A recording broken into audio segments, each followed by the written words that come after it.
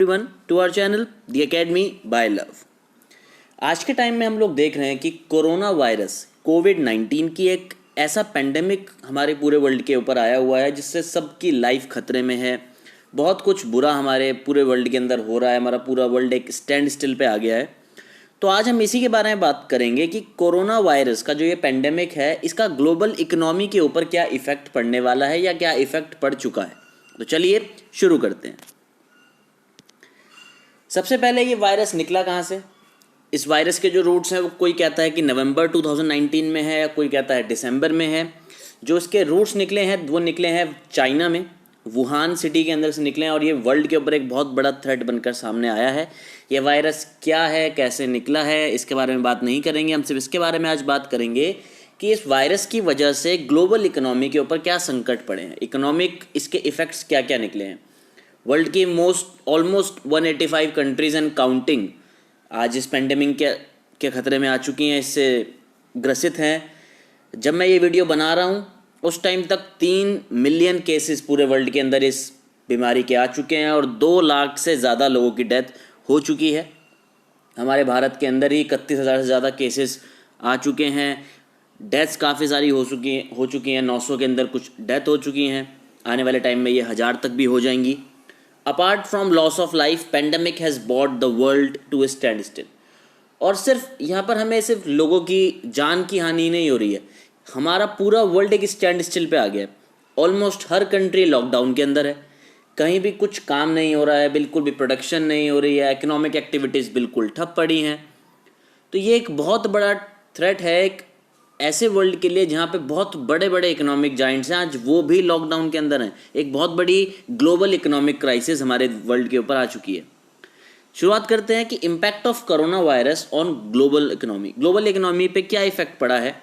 FTSE जैसे बहुत बड़े बड़े स्टॉक एक्सचेंज जो हैं, DSE हो गए, और जो बहुत बड़े बड़े UK या USA की जो बहुत बड़े बड़े स्टॉक एक्सचेंजेस हैं, स्टॉक मार्केट्स हैं, उन्होंने सबसे बड़ा फॉल इस साल देखा है। पिछले एक महीने के अंदर उनको सबसे बड़ा फॉल देखने को मिला है और ऐसा फॉल उन्होंने 1987 के बाद से नहीं देखा था जो अब देखने को मिला है।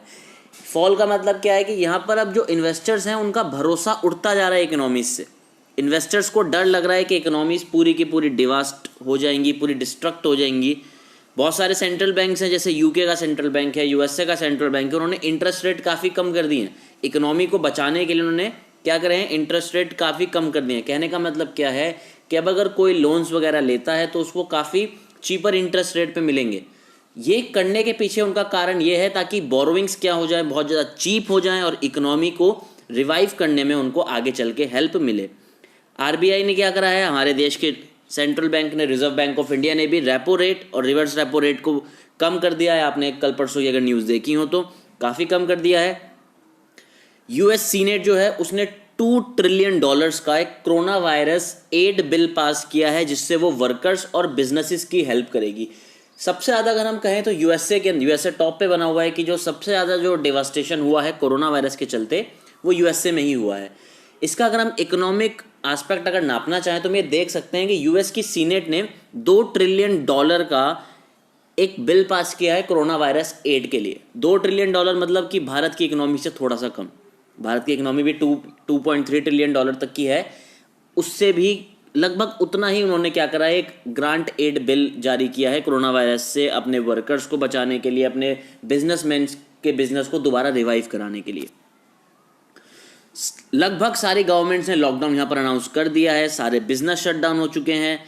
ग्लोबल क्राइसिस कैसे है, US के अंदर जो नंबर ऑफ अनएम्प्लॉयड पर्सन है वो रिकॉर्ड हाई पर पहुंच चुके हैं। जी हाँ, काफ़ी ज़्यादा हो चुके हैं। वहाँ पे ऑलमोस्ट 4.4 मिलियन लोग वहाँ पे इस वक्त अनएम्प्लॉयमेंट के लिए अपने आप को रजिस्टर करा चुके हैं। आगे बेनिफिट्स के लिए वो आगे आ चुके हैं कि हमें भी बेनिफिट्स दो। UK में भी यही हाल है।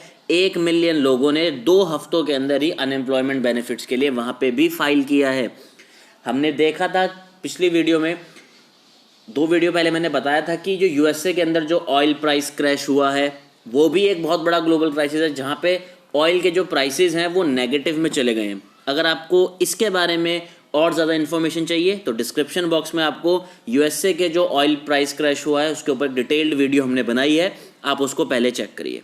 आगे बढ़ते हैं। International monetary fund, international monetary fund ने भी ये जाहिर किया है, ये बताया है कि आने वाले साल में, जो साल अभी बचा है, उसमें पूरी वर्ल्ड इकोनॉमी 3% तक श्रिंक कर सकती है। यानी 3% तक हम लोग, अपनी इकोनॉमी हमारी गिरेगी, पूरे वर्ल्ड की, किसी एक कंट्री की नहीं, पूरे एक वर्ल्ड की। लेकिन यहाँ पर IMF और वर्ल्ड बैंक का ये भी कहना है कि पूरे वर्ल्ड के अंदर रिसेशन आएगा, लेकिन चाइना और इंडिया उससे बच जाएंगे। ये कहने के पीछे उनका क्या कारण था, क्या कॉजेस थे, ये अभी तक क्लियर नहीं हो पाया है। वर्ल्ड इकोनॉमी के बारे में IMF ने कहा है कि वो अगले 2 सालों में, क्योंकि ऐसा नहीं है कि कोरोना वायरस अगर सितंबर तक खत्म हो जाता है तो अक्टूबर सब कुछ नॉर्मल हो जाएगा, ऐसा नहीं है। जो अभी तक इसके जो डिवास्टेटिंग इफेक्ट्स निकल चुके हैं ये बहुत ज़्यादा हैं, और हम अभी तक के जो हमारा नुकसान हुआ है उसी को कवर करने के लिए 2 साल तक और टाइम लगेगा। तो आप समझ सकते हैं कि कितना बड़ा एक खतरा है ये पूरे वर्ल्ड की इकोनॉमी पे। IMF और वर्ल्ड बैंक का कहना है कि जो वर्ल्ड की इकोनॉमी है वो $9 ट्रिलियन तक को खो सकती है। वो अपनी जो वर्थ है इकोनॉमी की, वो $9 ट्रिलियन तक आने वाले 2 सालों में खोएगी। बहुत सारी एडवांस इकोनॉमीज ऐसी हैं जिनको एक्सपेक्ट किया जा रहा है कि वो ये साल ख़त्म होते होते रिसेशन के अंदर आ जाएंगी। जो सेकंड हाफ आएगा, दैट मीन्स अगस्त के बाद जो भी हाफ आएगा, उसके अंदर जो इकोनॉमीज़ हैं वो रिसेशन के अंदर आ जाएंगी। दूसरा, रिसेशन क्या होती है आपको पहले ये बता दें। रिसेशन को बहुत सारे लोग ये समझते हैं कि उनका GDP गिरेगा, ऐसा नहीं होता। रिसेशन हम तभी कहते हैं जब लगातार 2 साल तक आपका जो GDP ग्रोथ रेट है वो माइनस के अंदर जाता है, और ये एक्सपेक्ट किया जा रहा है कि आने वाले 2 साल तक कंट्रीज़ के अंदर रिसेशन रहेगा, यानी वहाँ पे GDP ग्रोथ काफ़ी कम होगी। वर्ल्ड इकोनॉमी, अगर ये पेंडेमिक सितंबर तक ख़त्म हो जाता है, सेकेंड हाफ तक ख़त्म हो जाता है, तब हमारी वर्ल्ड इकोनॉमी 5.8% पे ग्रो करेगी, जो कि नॉर्मल ग्रोथ रेट से काफ़ी कम है। ये जो क्राइसिस है ये 1930s के ग्रेट डिप्रेशन से भी ज़्यादा ख़राब क्राइसिस यहाँ पर इसको बोला जा रहा है, क्योंकि जितना भी loss all over the world हो रहा है वो काफ़ी ज़्यादा है। इंडिया के अंदर अनएम्प्लॉयमेंट काफ़ी बढ़ रही है, चाइना के अंदर मैन्युफैक्चरिंग सेक्टर बिल्कुल ठप हो चुका है, USA के अंदर आप देख सकते हैं ऑयल का प्राइस नेगेटिव में जा चुका है, और आने वाली जो फ्यूचर्स कॉन्ट्रैक्ट है वहाँ पे $20 प्रति बैरल का प्राइस आया है, जो कि बहुत कम है, जो आज तक इससे कम नहीं हुआ। स्टॉक एक्सचेंजेस क्रैश कर रहे हैं, इन्वेस्टर्स का भरोसा उठ चुका है, इंटरेस्ट रेट चीप हो चुके हैं। ऐसी बहुत सारी चीज़ें हो रही हैं जो कि इकोनॉमी में नहीं होनी चाहिए थी। क्यों हो रही हैं? क्योंकि कोरोना वायरस जैसी ये जो महामारी है, ये जो पेंडेमिक है, इसने बहुत डिवास्टेटिंग इफेक्ट्स क्रिएट करे हैं। टेक्नोलॉजी के ऊपर हैवी रिलायंस हो रहा है। डिजिटल सर्विसेज प्रोवाइडर जो उनके शेयर्स हैं वो काफ़ी ऊपर पहुंच चुके हैं। अगर हम बात, आप लोगों ने सुना होगा जूम ऐप के बारे में, जो जूम के मार्केट शेयर है वो 131% तक ऊपर जा चुके हैं। जो उनके शेयर्स का जो प्राइस है वो 131% से ज़्यादा हो चुका है। नेटफ्लिक्स और अमेजोन भी ऑन एन एवरेज 28% उनके शेयर प्राइस के अंदर इजाफा हुआ है। और बीच में भी एक टाइम ऐसा आया था कि वर्ल्ड की सबसे रिचेस्ट कंपनी जो बनी थी वो नेटफ्लिक्स बनी थी in terms of share price. थोड़ा टाइम पहले ऐसा हुआ है बीच में, लॉकडाउन के में ही, जब से लॉकडाउन हुए हैं लोग घर बैठ रहे हैं, नेटफ्लिक्स कर रहे हैं, डिजिटल टेक्नोलॉजी के ऊपर ज़्यादा टिक रहे हैं, होम डिलीवरी होनी शुरू हो गई है, हर चीज़ ऑनलाइन मिलनी शुरू हो रही है। तो इसके चलते जो टेक्नोलॉजिकल जायंट्स हैं उनके जो शेयर्स हैं उनका मार्केट प्राइस काफ़ी ज़्यादा बढ़ गया है। ट्रैवल इंडस्ट्री जो है पूरे वर्ल्ड की वो सबसे बुरी तरीके से क्या हुई है, यहाँ पर हिट हुई है। ट्रैवल इंडस्ट्री ऑलमोस्ट हर कंट्री की क्या हो चुकी है, बिल्कुल तबाह हो चुकी है। एयरलाइंस नहीं चल रही हैं, कोई फ्लाइट इधर से उधर नहीं जा रही है, रेस्ट्रिक्शंस लगाए गए हैं। यूरोप ने रेस्ट्रिक्शंस लगा दिए हैं कंट्रीज़ के ऊपर, अमेरिका ने all over the world restriction लगा दिए, 30 दिन का बैन वहाँ पे लग चुका है। कोई भी किसी भी कंट्री से अंदर नहीं आएगा, ना ही कोई बाहर जाएगा। ऑलमोस्ट हर कंट्री ने ये रेस्ट्रिक्शंस लगा दिए हैं। तो ट्रैवल इंडस्ट्री बहुत ज़्यादा प्रभावित है। बहुत सारी कंट्रीज़ ने क्या करा है, एयरलाइंस को बिल्कुल बंद कर दिया है, सिर्फ एसेंशियल्स जा रहे हैं, दवाइयाँ जा रही हैं। अभी जैसे आपने देखा था कि इंडिया से USA हाइड्रोक्सीक्लोरोक्विन का एक जहाज़ गया था जो वहाँ पे दवाइयाँ पहुँचा के आया है। बस एसेंशियल्स के लिए यहाँ पर क्या हो रहा है, एयरलाइंस चल रही हैं। ट्रैवल इंडस्ट्री सबसे बुरी तरीके से क्या हुई है, यहाँ पर इफेक्ट हुई है। और हम जानते हैं कि हमारा जो भारत है उसमें ट्रैवल इंडस्ट्री कितना इंपॉर्टेंट पॉइंट है हमारी GDP में, कितना इंपॉर्टेंट कंट्रीब्यूटर हम कह सकते हैं GDP में है। तो ये एक बहुत बड़ी प्रॉब्लम है। चाइना के अंदर मैन्युफैक्चरिंग यूनिट्स बिल्कुल बंद हो चुकी हैं। चाइना के अंदर जो कार प्रोड्यूसिंग जो फैक्ट्रीज़ हैं और जो टेक्नोलॉजी, जो मोबाइल बनाने वाली फैक्ट्रीज़ हैं वो बिल्कुल बंद हो चुकी हैं। वुहान जो कि इस कोरोना वायरस का एपिसेंटर था, वहाँ पर 60 to 80% जो वहाँ पे प्रोडक्शन होती है वो ऑटोमोबाइल पार्ट्स की होती है, वो गाड़ियों के पार्ट्स की होती है, जो बिल्कुल बंद हो चुकी है, जो बिल्कुल स्टैंड स्टिल पे आ चुकी है। तो हम लोग यहाँ पर देख सकते हैं कि जो ये पेंडेमिक है उसने इकोनॉमी के ऊपर, एक ही कंट्री की नहीं, ऑलमोस्ट सारी कंट्रीज की इकोनॉमी के ऊपर काफ़ी ज़्यादा प्रभाव डाला है। अगर ये ऐसा ही चलता रहा तो इससे क्या होगा, इससे कंज्यूमर गुड्स की शॉर्टेज होने वाली है। हम लोग सुनते हैं कि बहुत सारी जगहों पे गवर्नमेंट से बोल रही है कि हमारे पास 2 साल के लिए खाने के लिए है, इसके लिए है, उसके लिए, लेकिन वो सिर्फ फूड ग्रेन के बारे में बात कर रहे हैं।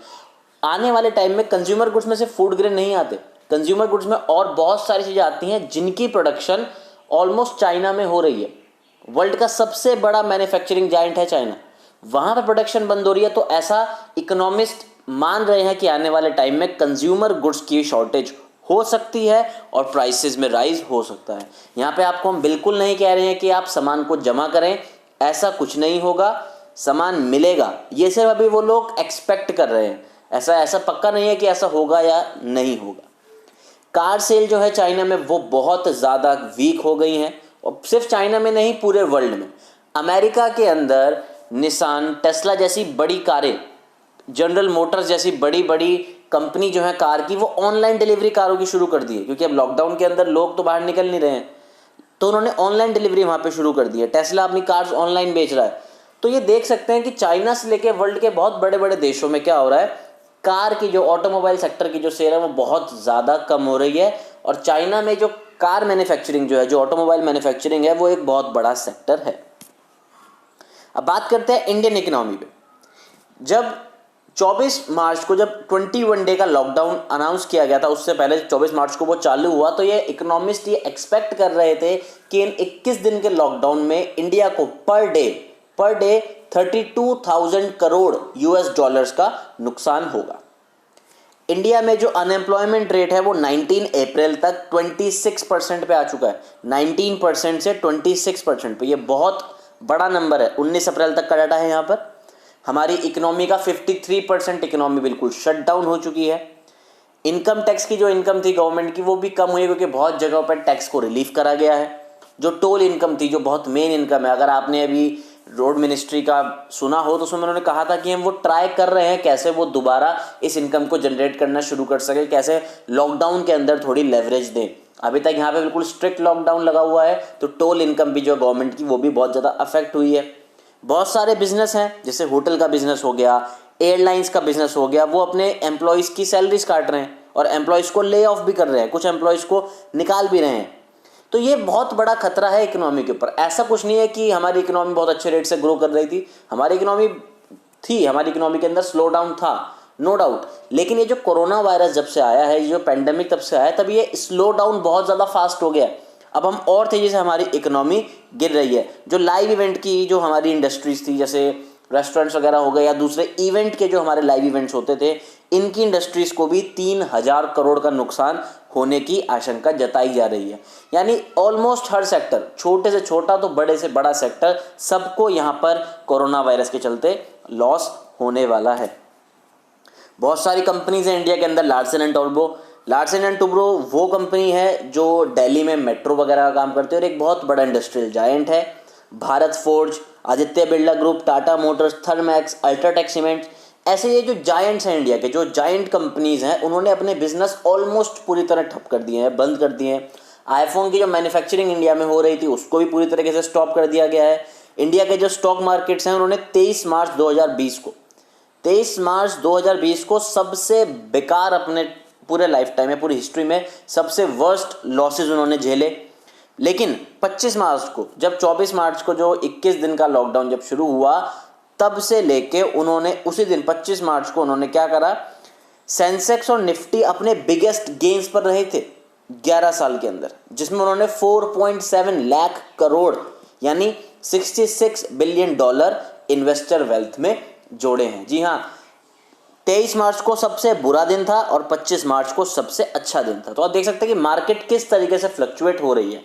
आज के टाइम पे भी सेंसेक्स काफ़ी गिर रहा है, बढ़ रहा है, लेकिन इससे हम पूरी वर्ल्ड इकोनॉमी के बारे में अंदाज़ा नहीं लगा सकते कि हमारी इकोनॉमी तो ठीक है। इकोनॉमी ठीक नहीं है। यहाँ पर उन लोगों की बात नहीं होती जो डेली वेज लेबर हैं, या जो रिक्शा चलाने वाले हैं या जो छोटा मोटा काम करते हैं, सबको यहाँ पर परेशानियाँ झेलने को मिल रही हैं।